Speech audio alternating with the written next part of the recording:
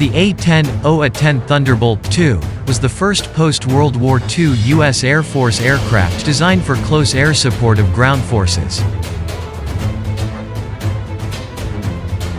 A simple, effective and armored jet aircraft that is more resistant to enemy fire than other fighter aircraft, single-seat, twin-engine designed to attack ground targets, including tanks and other armored vehicles. The A-10 is only used by the United States Air Force and is planned to remain in service until 2028.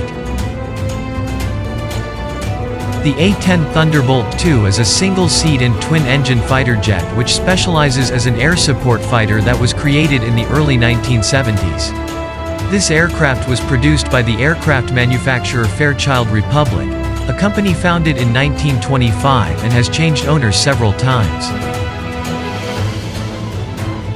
The last time this company was bought by an Israeli defense industry, Elbit Systems. The A-10 Thunderbolt II was designed for the U.S. Air Force's requirements for close air support, CAS, for troops on the ground from enemy tanks or armored fighting vehicles. The A-10 is the first U.S. fighter designed for air support.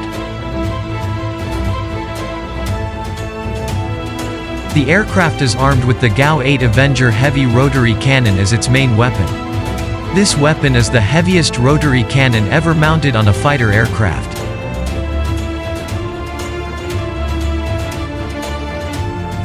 Parts of the hull were armored and the total weight was over 540 kg. These parts are designed to last as long as possible. With the protection of this armor, it is hoped that the aircraft can continue to fly even though it has suffered severe damage.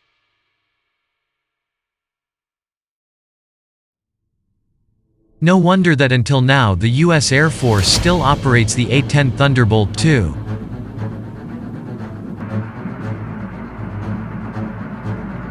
The name behind the A-10 is taken from the P-47 Thunderbolt aircraft, a fighter aircraft that was very effective as air support during World War II. In U.S. combat aviation circles, the A-10 Thunderbolt is known as the Warthog, or Hog. As an air fighter on secondary missions, it provides forward air control and guides other fighter aircraft to attack ground targets.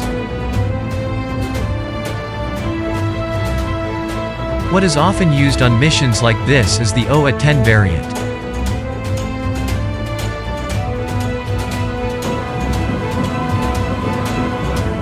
According to reports, the A-10 Thunderbolt will continue to be used by the U.S. Air Force until 2028.